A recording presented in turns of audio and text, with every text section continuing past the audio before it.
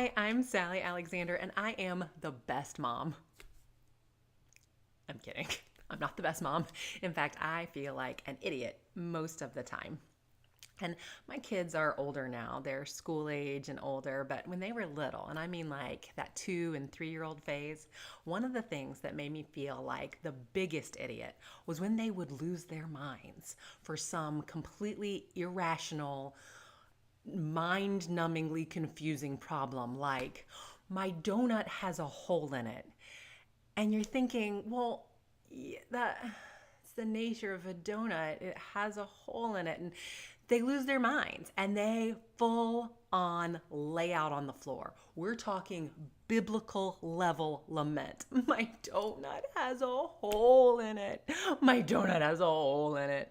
And they just repeat it over and over and over again. It's kind of embarrassing, especially if you're in public, and it is so frustrating. So, what do you do when your little kid has lost their mind and they only have this one phrase over and over and over again? Well, it's actually not all that hard. You repeat it back to them. One of my sons had kind of an existential crisis when he was about 3 years old. We'd had one of those days where, time just didn't work out the way it was supposed to, and we couldn't go do a thing I said we were going to do. And we finally, in frustration, I said, buddy, I can't help this. I can't bend time. And his lament became, but I want you to bend time. Yeah, me too, man. But we're not coming back to this moment. So I started repeating it back to him. You want me to bend time. You want me to bend time. You want me to bend time. You want me to bend time. You can play with it a little bit. Emphasize different words. Maybe really get into it. Yeah, buddy, you want me to bend time. I want me to bend time. Let's bend time together. Let's go like Doctor Who on this day. We should bend time. Let's bend time. One of a few things is going to happen.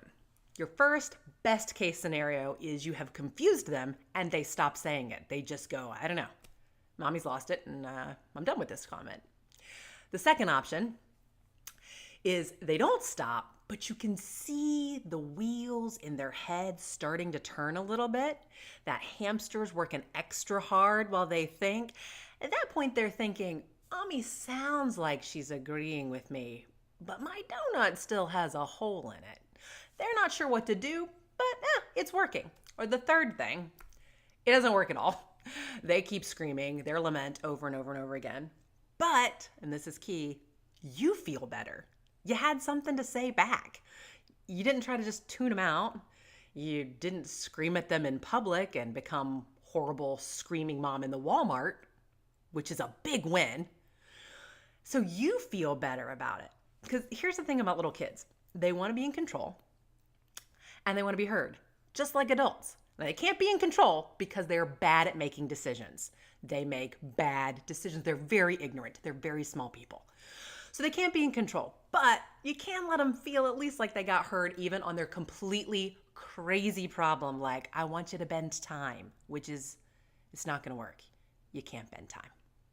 And at the end, hopefully it works, but at the end, if it doesn't, and your kid is still full on exploring whatever it is that makes the floor of the Target sticky, and you're still saying back, yeah, I understand that you want tomorrow to be Christmas, but it's just not.